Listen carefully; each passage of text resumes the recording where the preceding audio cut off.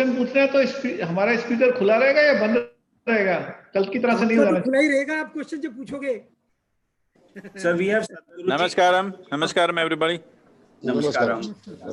Pranam Guruji. Pranam Guruji. Sadhguru ji, thank you very much for being here today, sir. We are extremely delighted and for your presence. And we've got very good support from your team to make this happen, sir. With the support of Mr. Rajiv Luthra ji and Priya Hingorani ji. I'd like to introduce our President, Dr. D.K. Agarwal ji. He is Gurudev, namaskar. Namaskar. He is also the CMD of SMC Investments, sir. We are also joined by Mr. Sanjay Agarwal, who's the Senior Vice President of the Chamber, and also the CEO of Paramount Communications Limited. We are joined by Mr. Pradeep Multani, sir, who's our Vice President of the Chamber and also the Chairman of Multani Pharmaceuticals Limited, sir. Pranam. Namaskaram.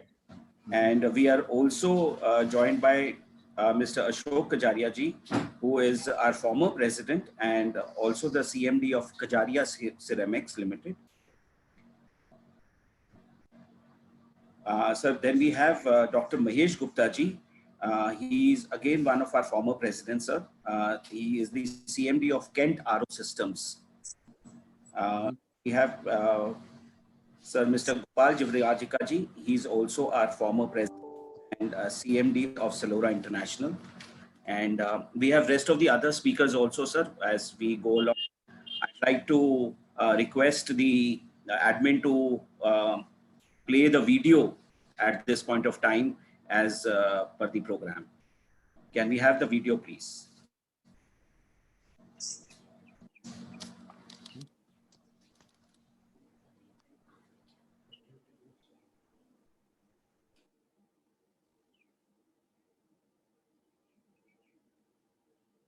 So in this country, it's very common for people to use glorious language to describe people of the previous generation who fought for the country's freedom against all odds, risking their lives. They fought and the nation became free. When we talk about freedom fighters, we always speak in glorious terms. But what are we going to do as a generation? This is a question mark. Because we are still alive. Now we have come with a challenge, an invisible enemy, an adversary that you cannot see, where after a few days, you start arguing with yourself. I don't think it is there, this is all a conspiracy, somebody is making money, this will happen, that will happen, you know, already it's starting. 2 days, they want to scratch themselves they're not able to be within their homes, so they're beginning to spill their beans of madness. So they got army on the standby. I hope they don't have to walk the streets. I hope the police force will be able to manage what they need to manage. Above all, I hope we as citizens will manage this ourselves without any force. Why I'm saying this is, how the next generation will look at us could be determined by this one segment of time, the corona time. Whether we sail through this successfully or we drove ourselves into a disaster. The estimates that world bodies are making as to what can happen if it goes out of control are too horrible even to discuss. What we know now, that a new virus would emerge that would bring many parts of society to a standstill. Particularly, the World Health Organization is placing this responsibility in India's hands. Till now, we have dealt with it exceptionally well, actually. India has tremendous capacities. But from here on, it is in the hands of the citizens. Administration is doing whatever it is doing, making financial packages, fiscal changes, but still without the cooperation of every human being who lives here, this will not work. As days go by, People could drive themselves into frustration. People could start understanding what a mess they are and they can't deal with that. When challenging time confront us, that is when who we are matters really. When everything is well, everybody is fantastic. When we say who we are, the fundamental question is just this: are we that kind of people who are always a part of the solution, or are we a part of the problem? This is all we have to decide. I have decided. I want all of you, wherever you are, in whichever part of the country or in the world, I want all of you to take this one stance right now in these next few weeks, which are really challenging times for humanity, particularly India, that you shall be part of the solution, not part of the problem. This commitment everybody must take. This is very, very important.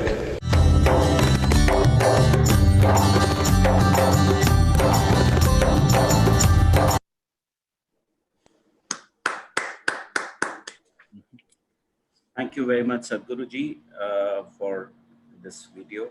I'd like to hand over the session to Dr. D.K. Agarwal, our President of the PhD Chamber of Commerce and Industry, for moderation. Sir. Sadhguru Pranam. First of all, it was an excellent message, excellent video. Guruji, I feel privileged to get this opportunity to welcome you.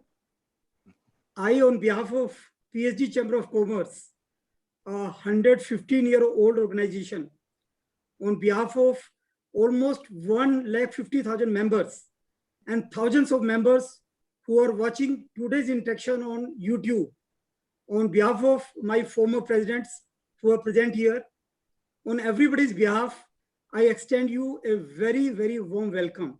Thank you very much. I also thank you, sir, for being here today with us to guide us and to shower your blessings. Sadhguruji, we are passing through a very unprecedented and a warlike situation of COVID-19.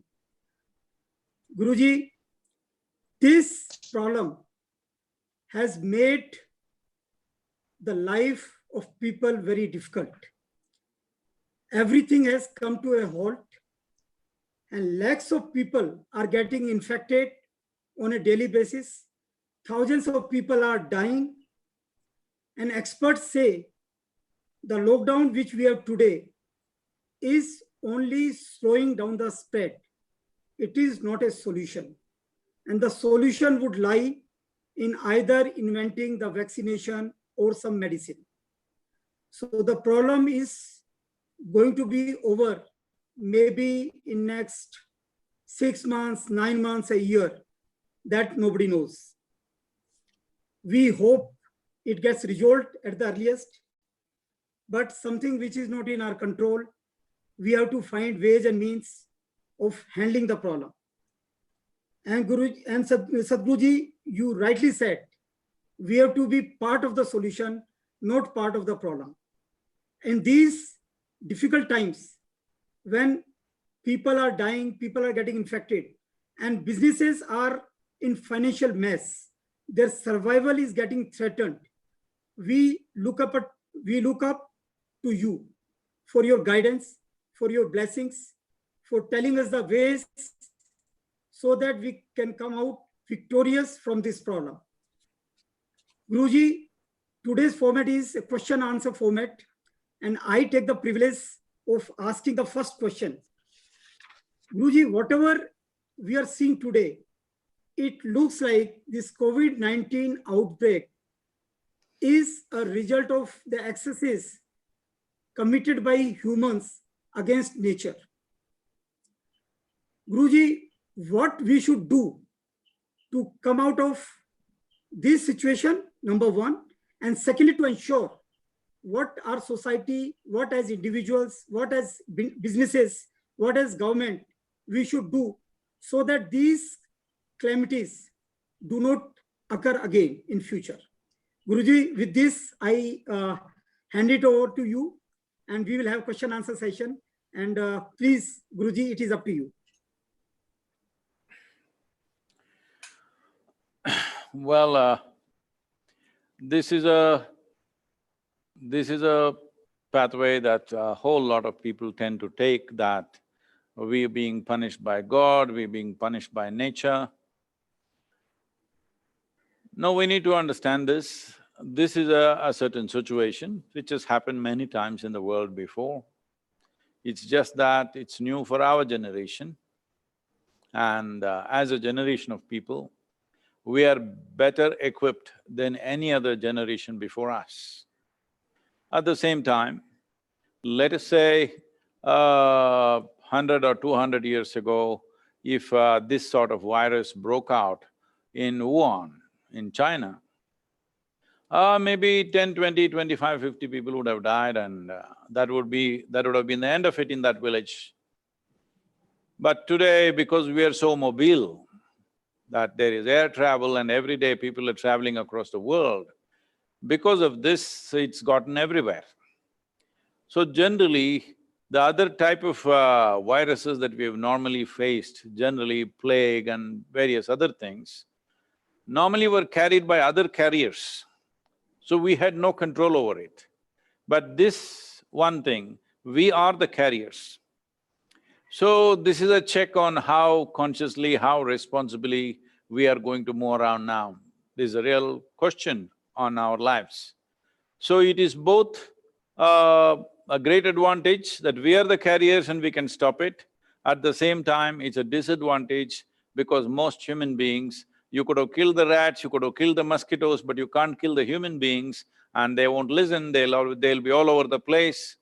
And our economic activity is also across the world. It is no more limited to agriculture or trading locally, but it's all over the world. Anything we have to do, we have to take it around the world. So because of this, it's become a challenge. Fortunately, unlike the previous ones, one that is in right now perspective is the Spanish flu of 1918. The mortality rate in this is much lower, but every day it is throwing up a new complication. Initially, we thought it's just a respiratory thing and we will deal with it. But now we are seeing it's damaging liver, neurological damage is happening, brain damage is happening, cardiac damage is happening. So it is getting more and more complex and we still do not know the exact nature of the virus itself. Vaccination is far away because we have still not figured the entire range of what it can do. Every day they're coming up with new, observations, for which we may come up with ad hoc solutions, like somebody said chloroquine and everybody took that. Well, it gave some respiratory relief, but it is not going to handle the other damage that's happening. Having said that, well, the biggest problem is now one thing is mortality, but mortality in India, the rate is not very high, we've managed it. If it's kind of…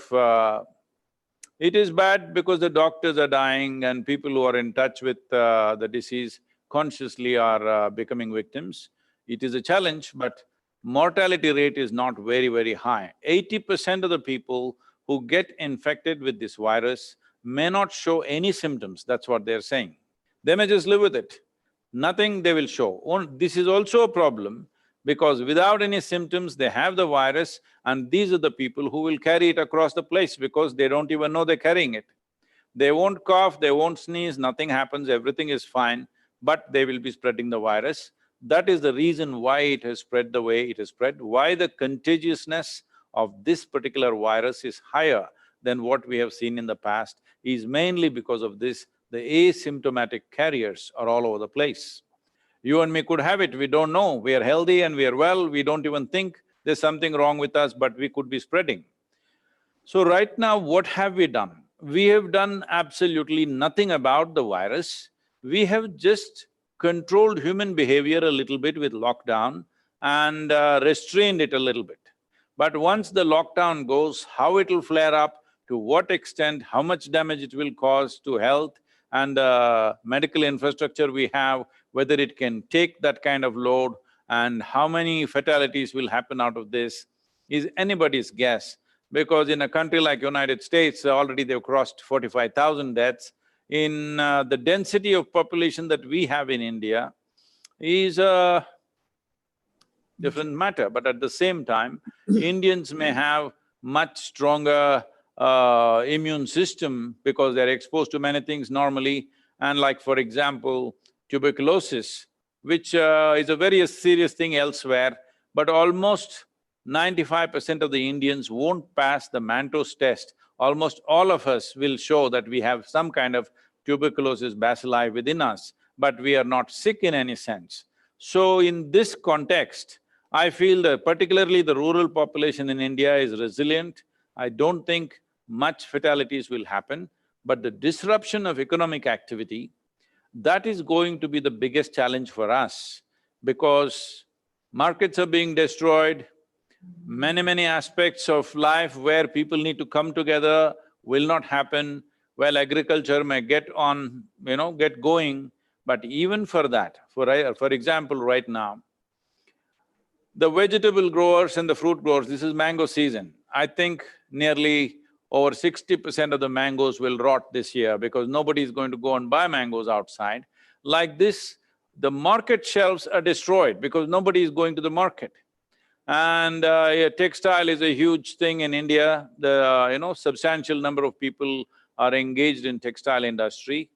I don't think it will take off in any near future. When I say near future, at least for 1 year, I don't think, because people won't go and buy clothes when there is an economic restraint. So many industries will take a big hit, every one of us. Well, the government will take a big hit, the large businesses will take a hit, small businesses will take a hit, individual people will take a hit, institutions will take a hit. All of us are going to take a hit. So one of the biggest challenges right now is, in the last 20 years of economic activity and certain amount of liberalization and progress that happened, we raised about 250 people out of poverty. But in the next year, we may be pushing them straight back below the poverty line, it's very much possible.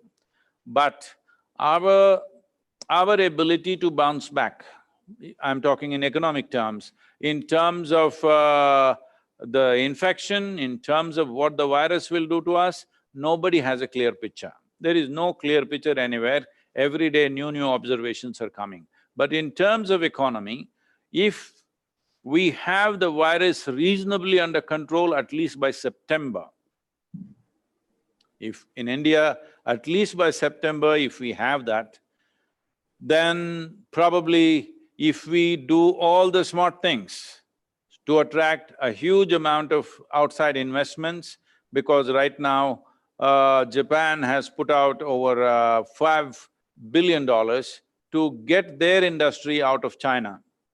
And America will definitely do similar things. At least 300 companies will be looking for a new home, if not fully, at least partially.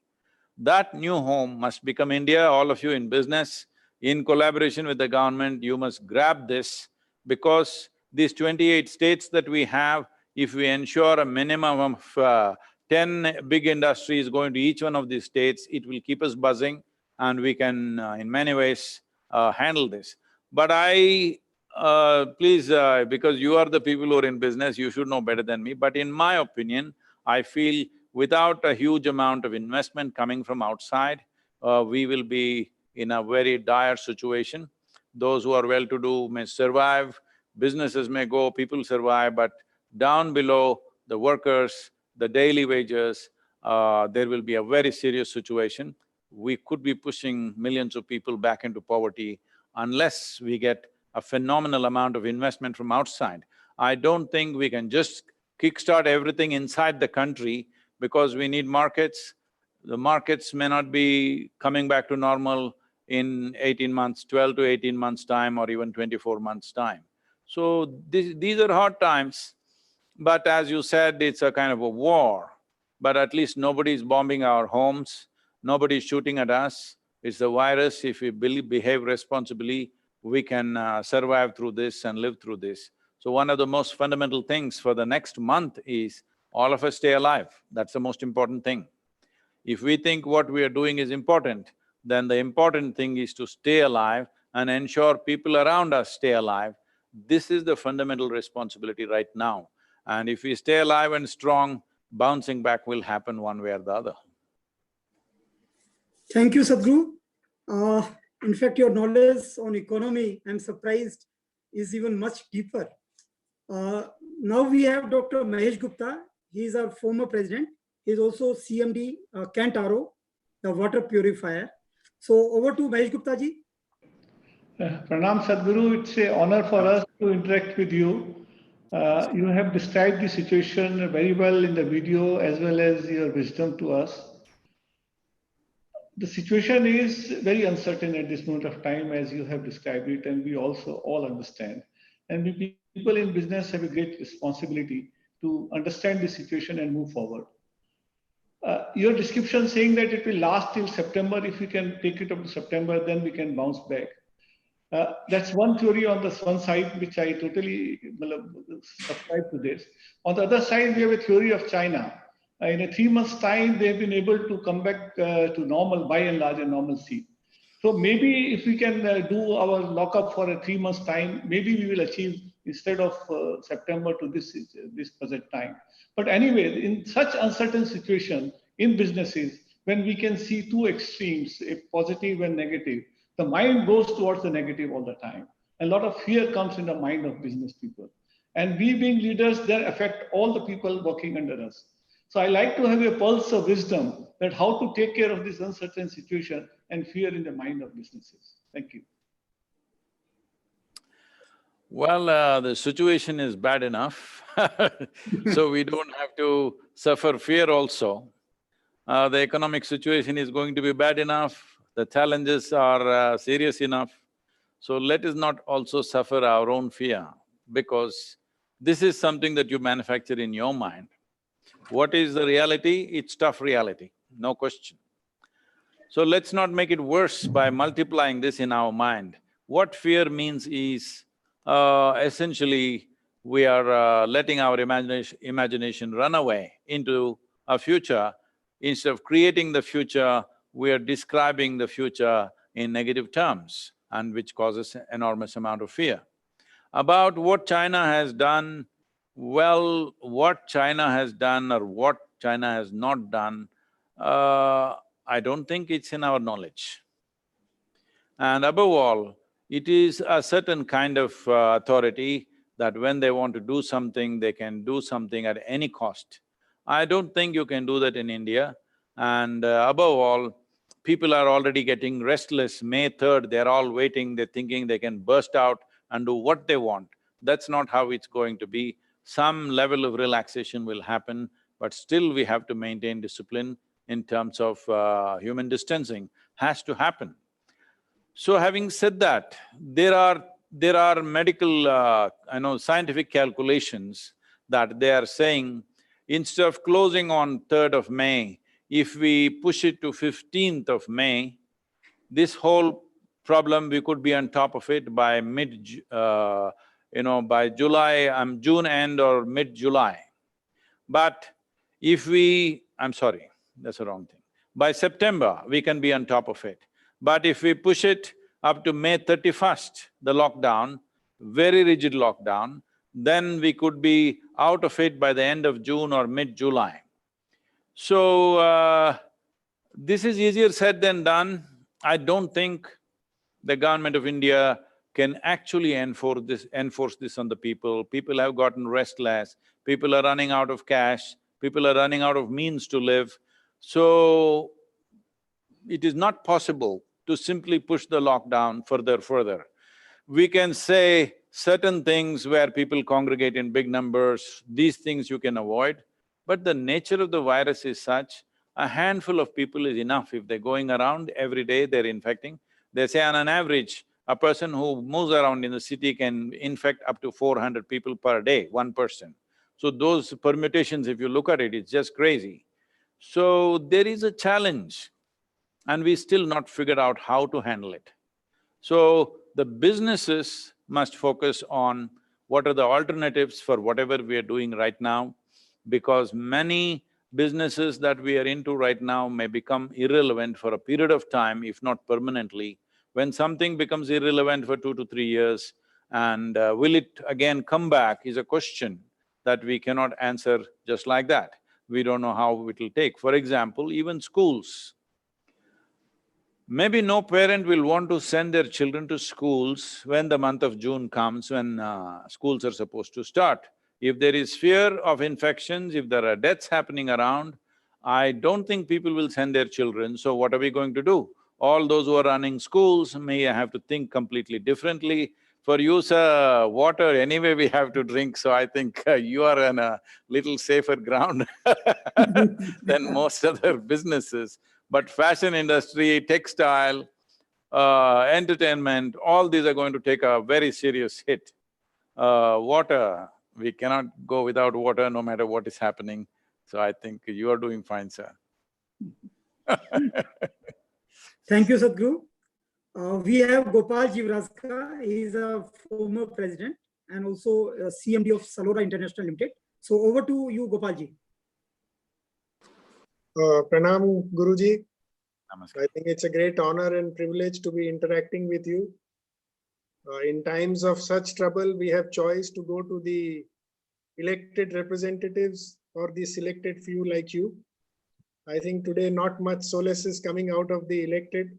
So I think we look forward to getting solace from the selected few like you.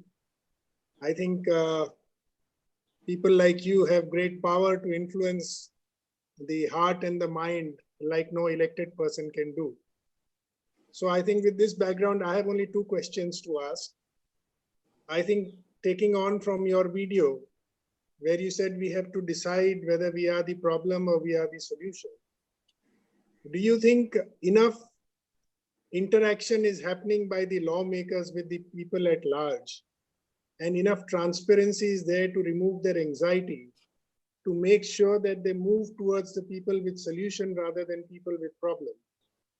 And my second question is that, of course, you mentioned that we will need a lot of investment and maybe most of it has to come from outside. But I have one question, there are so many religious institutions in India, I think, who are sitting on lakhs of crores of rupees in cash or in kind.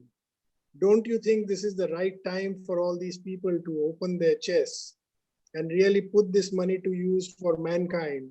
I think for times like this is when this money has been kept there and created. Thank you. Let me answer the second question first, because that is a very wrong notion, because with the HRNC laws, that is Hindu religious whatever stuff, all the temple lands, temple jewelry, temple money is already in the hands of government. This is an absurd thing that has happened in our country, that the money that you collect in a temple does not go to the temple or the development of the temple, it goes to the government. And the government is using it whichever way, just seeing it as a revenue. And much damages happen because they put government clerks out there.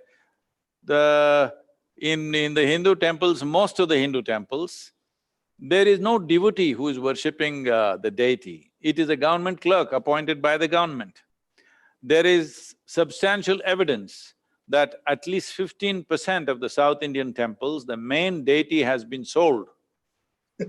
Has been sold and transported outside the country, and they've replaced with something else which looks similar.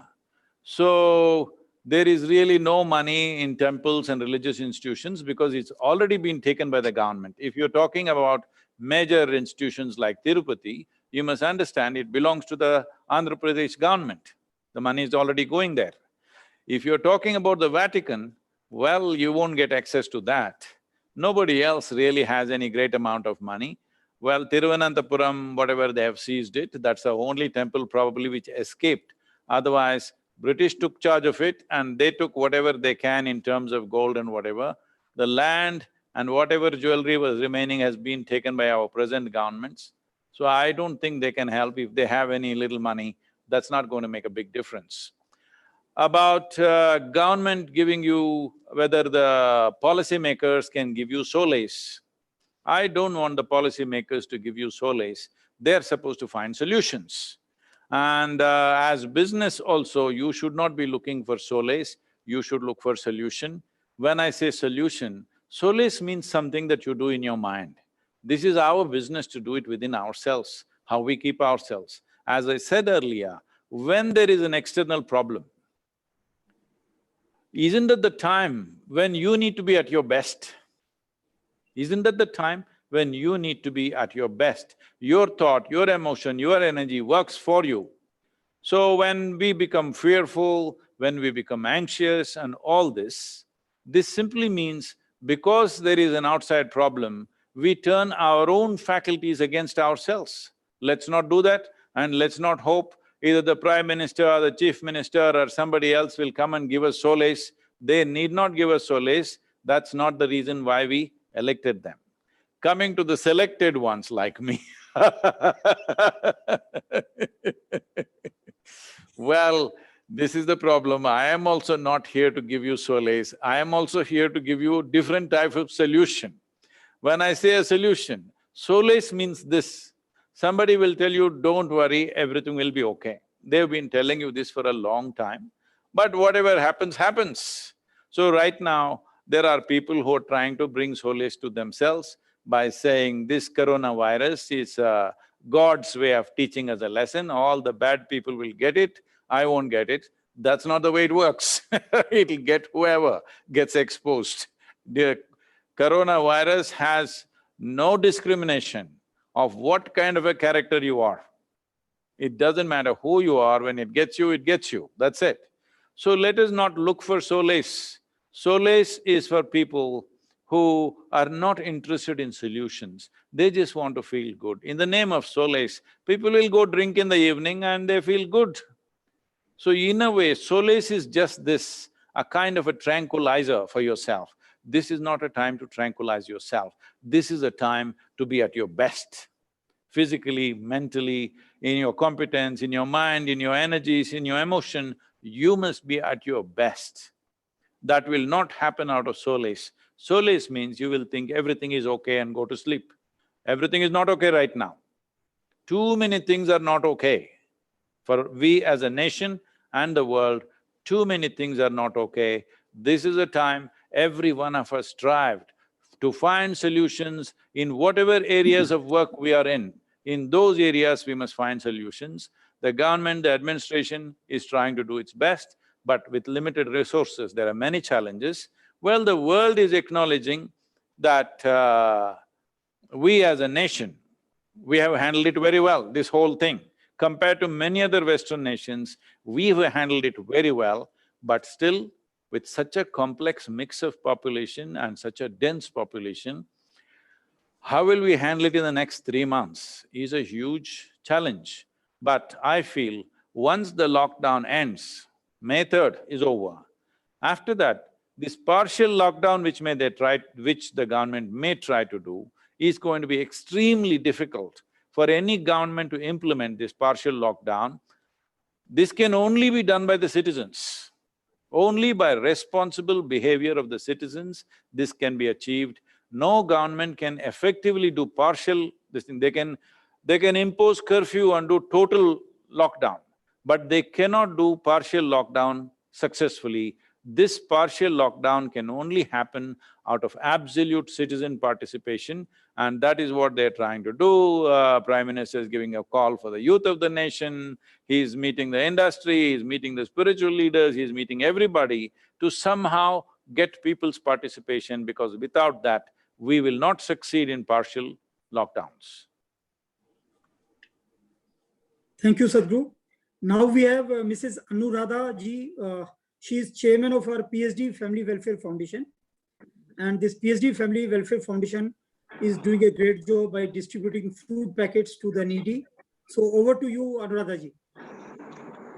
Sadhguru, Namaskar. pranam. Pranam, Sadhguru. It has been a Namaskar. pleasure listening to you so far. Sadhguruji, we have skill development units spread over North India and in Delhi NCR. Now, at present, obviously, they are closed. We look after our beneficiaries in a holistic manner and teach them skills by which they earn a livelihood once they leave our center. Once the center reopens, what is the message of hope we can give to our beneficiaries? Because they will be requiring a lot of hand holding once the centers reopen. See, as a nation, if we look at ourselves as a nation, for 1.4 billion people, we don't have enough forest, we don't have enough rivers and water bodies, we don't have enough land, we don't even have enough piece of sky for 1.4 billion people. So the only real wealth that we have is human potential or human resource that we have. Now, if we have very skilled, focused and inspired population, well, we can become a miracle. But if we have unskilled, unfocused, uninspired population, we will be the greatest disaster. Right now, we are always many people are very proud that we are the youngest nation in the world. That is, nearly 50% of the population is below 35 years of age.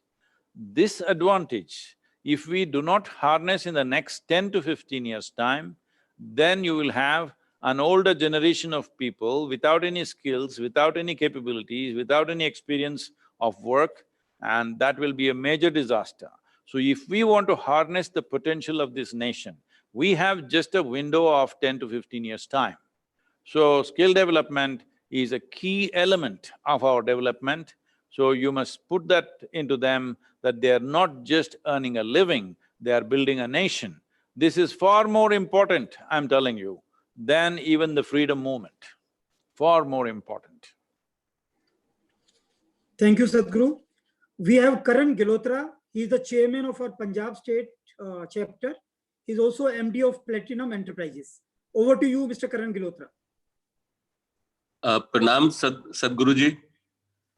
बहुत खुशकिस्मती आ रही है कि हम आपसे आज बात कर पा रहे हैं। गुरु जी, मैं ये कोविड की बातें बहुत हो गई, अब मैं कुछ और आपसे पूछना चाहता था। What happened to your hair? It's not the virus, right? No, no. I think that is hereditary. I took it from my dad. Guruji, I feel everyone has a purpose in life, or I feel mine is to help people, and I love doing that to the best of my ability, and I also do it from my heart. But on the flip side, I love to drink, I smoke, I eat meat also, and I love to socialize. I love the company of my friends. Do these habits, Guruji, define me as a sinner? Oh. You helping somebody is not a virtue. You drinking and eating meat is not a sin. It is just you have to look at it in terms of, is it sensible for your life to do certain things? Does it add in any way to your life? Well, most human beings are doing most of the things they do, thinking that it will get them something. Well, nothing gets you anything because now virus is hanging in our face and reminding. I've been trying to remind people nearly for the last 40 years, but I think this virus is doing the teaching much better than me, that suddenly everybody is aware they are mortal. This is something we must understand.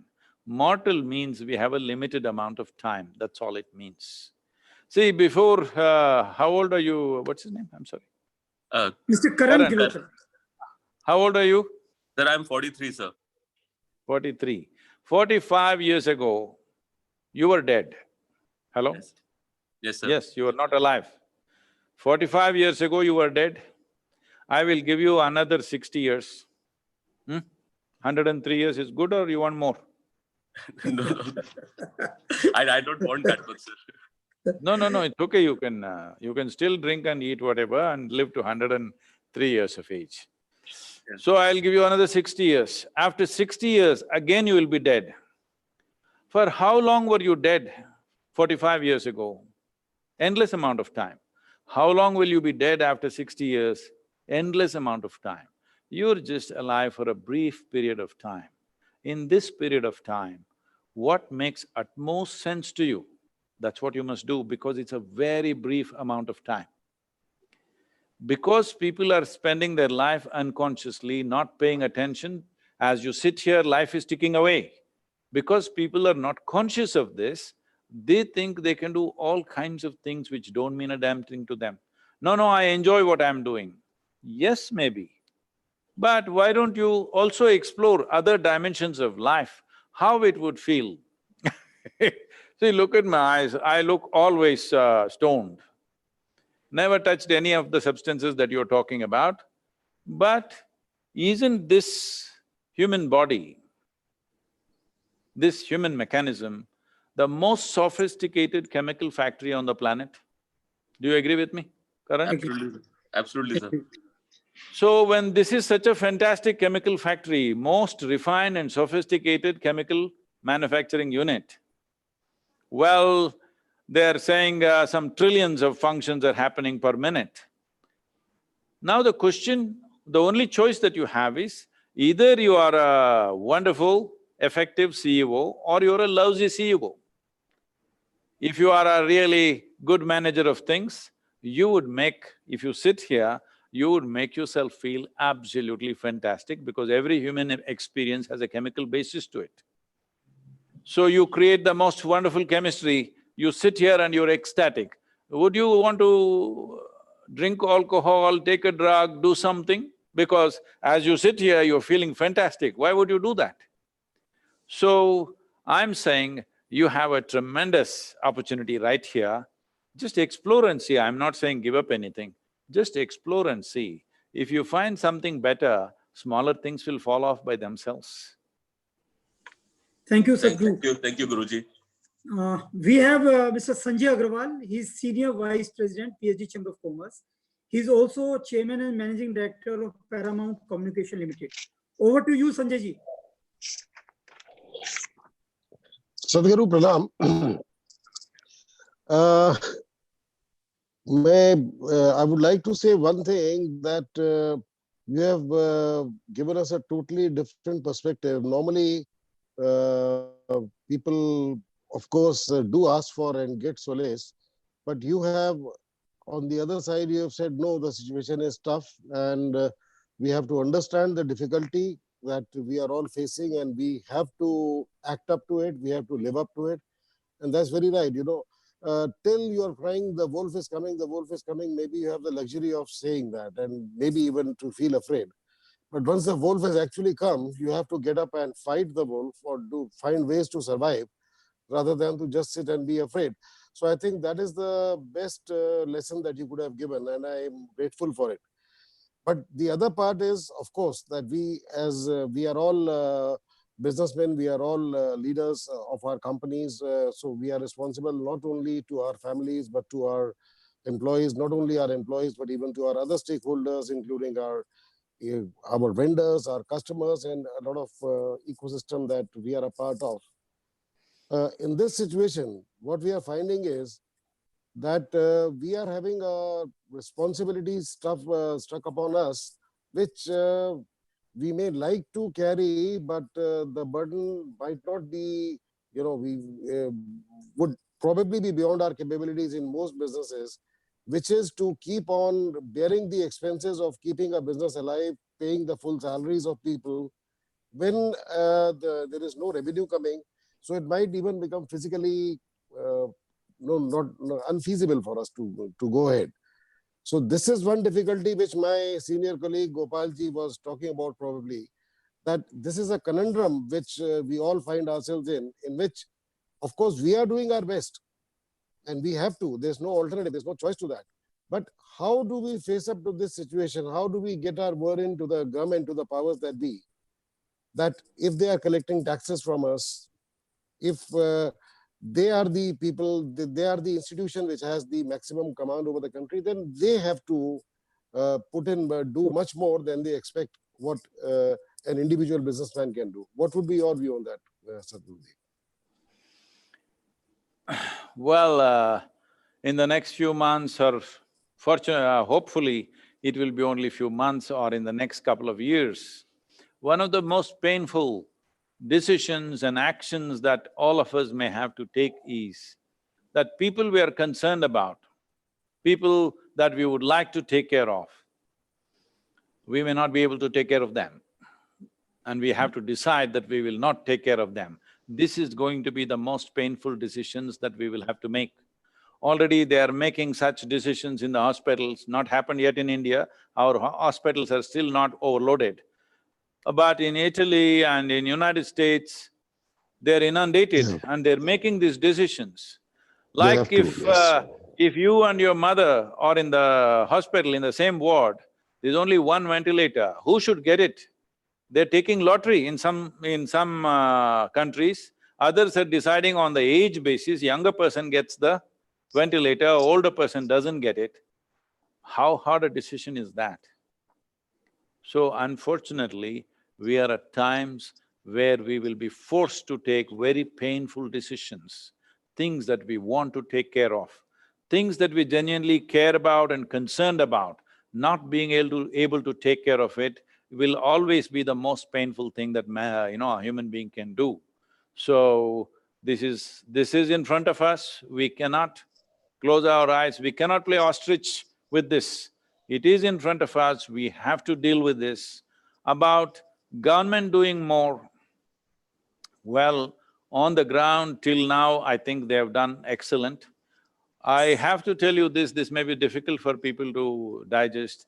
From what I am seeing here in Tamil Nadu and various other states, our volunteers are on the ground, doing variety of service in terms of food and whatever else. I find the ministers, the bureaucrats, the police officials, the level of… and of course the medical personnel, the level of commitment and dedication with which they are functioning, if they function like this for the next 5 years, we will be a different nation altogether. It is truly fantastic how focused and how committed they are day and night. They are taking care of things. So these things are being done. I'm sure you are talking in terms of can they do more for the business. Well, our GDP, the way it is, it is not a substantial GDP for 1.4 billion people. We don't have a big enough GDP for 1.4 billion people, and no government, I think, is capable of really, making sure everybody gets everything for the next 1 year without working and without being productive. And even if you're productive, if there is no market, there is no money, these are serious challenges. Well, infusion of money and liquidity has to happen, otherwise businesses and industry could get wiped out.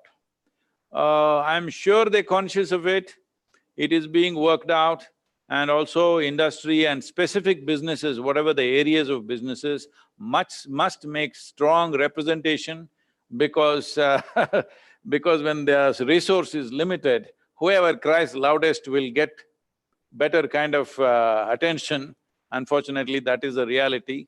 But we are not that kind of an economy where United States is pumping in $2 trillion straight away. We are not in that kind of a state to pump in that kind of money. That's why I said bringing in foreign investment in a big way. If in the next 1 year we focus on bringing in at least $1 trillion of investment, then we will breathe. Otherwise, even if we are not infected by corona, we will still choke in many different ways. These are very hard times, these are not easy times. Still, the hardest part is yet to come. Right now, lockdown itself, people are complaining. You will see when you relax the lockdown, that is when the difficulties will come. Only hope and something that's giving us hope and strength about this is, most probably in India, it may not run right as it did in the Western countries, simply because the nature of our culture, our food, our connection with the land, we are just one generation away from farming, so there is a different kind of resilience in our bodies. We may pass through this little better, but it's only a hope. There is no evidence, there is no 100% guarantee about it, but some of the indicators are showing that we may come out of it better because the fatality rates are pretty low in India right now. We must understand, I think we have identified some 3 lakh people as positive, is it? Whatever number, I think 50,000 or in India. So, this is simply because we just not able to test too many people. There is no way we're going to test 1 billion people. It's not even a practical possibility. So there are a whole lot of people who have infections, but they're not even sick, they're not going to the hospital, they don't even know they're carrying it. That is a danger. At the same time, that's a good sign. That means many of us may go through the infection without any great damage to our systems. That is our biggest hope. Hope Indian genetics and body and food makes us little more resilient that we can pass through, otherwise we're definitely hitting a pit that we must right now plan and strategize how to get out of in the next 12 months. Thank you, Sadhguru. Now we have Saket Dalmia, the young and dynamic leader. He's also mentor of Young Business Leader Forum of PhD Chamber, also chairman of our PhD Retail Committee. He's MD PG Industries Limited. Over to you, Mr. Saket. Thank you, Agarwal. Please be very brief. Yeah. I'll try to be. Pranam Sadhguru ji. My question today is a bit personal. When the lockdown started, there was an initial feeling of despair. All the things around me were feeling that all businesses are coming down, and suddenly the whole ecosystem started falling. After that initial phase, when I started internalizing my time to my family, suddenly I started having more time. I could enjoy the love and affection of my parents, my family, and I was in a state of happiness. That emotional feeling of happiness was no more connected to my business efforts and everyday rewards. So don't tell me you don't want to come out of the lockdown. So coming to that, this is exactly what he's saying. So coming to that exactly, sir, that being in the business in which for me or my business profession, the lockdown would take slightly longer. And as we see going ahead, things opening up a little bit for other people, I can see that that feeling of extreme happiness is slowly waning away. The question is, Sadhguruji, that how to keep this feeling of happiness which I have attained right now going ahead in my life.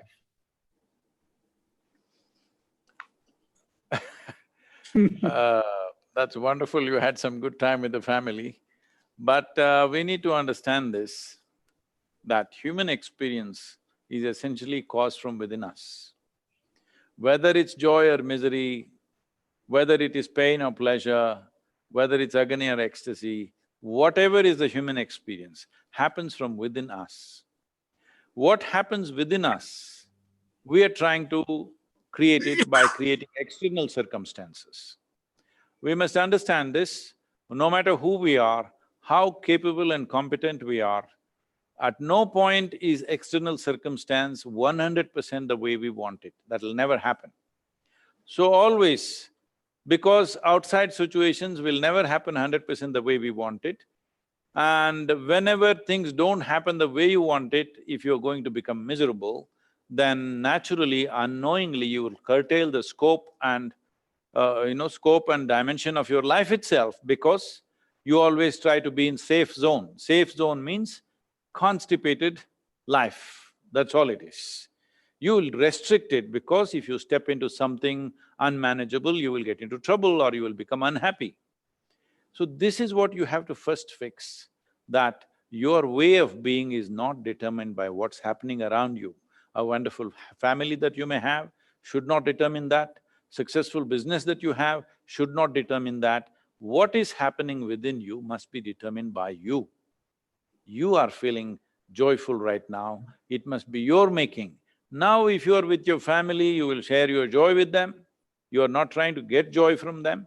If you are in business, there also you're trying to do your best as an expression of the fulfillment that you have in your life.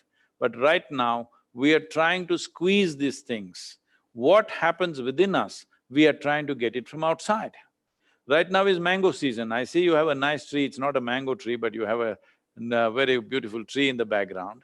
But suppose it was a mango tree, you want mangoes, should you go and look up at the tree or you start digging at the roots to find mangoes? You won't find mangoes there. So right now, this is what is happening. Happiness or misery, Whatever human experience happens within you. What happens within you must happen the way you want it. So this is why inner engineering. When I continuously been going on for 40 years telling people, first thing you have to do before you touch the world, before you touch anybody else's life, first thing is, you must make this life pleasant.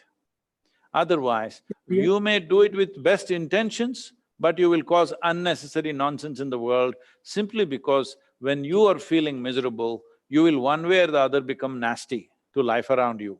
When you are feeling wonderful, you are always wonderful to everybody. Just tell me this, is this not true with you and everybody? If I meet you when you're very happy, you are a wonderful man, I have no question about that. But if I meet you when you're frustrated, angry, miserable about something, you could be nasty, isn't it? This is true with you, this is true with everybody. So this is the first thing you must fix. You are joyful, you are happy right now, but let it not be because of your family. You are joyful because you have made that happen within yourself. Now your family time is to share this joy that you have with them. Tomorrow you step out into the business, once again, your life is an expression of this joy. Now you will do life in a completely different way. First thing is we must engineer ourselves, then touch the world, otherwise we will mess it up with good intentions. Thank you, Sadhguru. As we are running short, this is going to be the last question from Mr. Rajiv Luthra. He is professional member of PhD Chamber. He is managing partner, LNN Partners. Mr. Rajiv Luthra, over to you. Namaskaram, Sadhguru. Namaskaram. Tell me. Vedma and the family sends you a lot of warm namaskarams. We are very, very blessed, Sadhguru, that we have been able to talk to you. And I've heard you on many, many sessions, and each time I've learned something new. And for a person who sells his time to spend time listening to you means a lot, if you know what I mean. But I've got a lot of value each time, much more than I would have got spending my time elsewhere.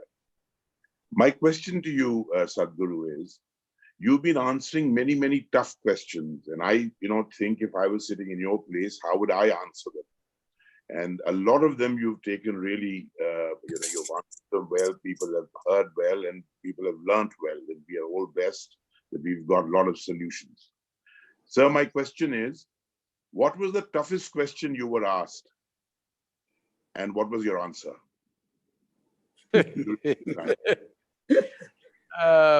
I'm waiting for that question, it's not come yet. Great, Sadhguru. And by the way, Sadhguru, Adi Yogi awaits. Let this finish, you have to come and bless it. Thank you, Sadhguru. How did they allow you on a membership for this, what is this, progress, what is this, I'm sorry? PhD Chamber of Commerce. How did they allow you on this, Rajiv? Sadhguru, even their committees make mistakes. Wonderful seeing you after a long time. Thank you, Sadhguru. This was a lifetime opportunity to hear your words of wisdom. I would request Mr. Sanjay Agrawal to propose a formal word of thanks. Gurudev, it's my absolute privilege to have felt this closeness to you and to hear from you in person today.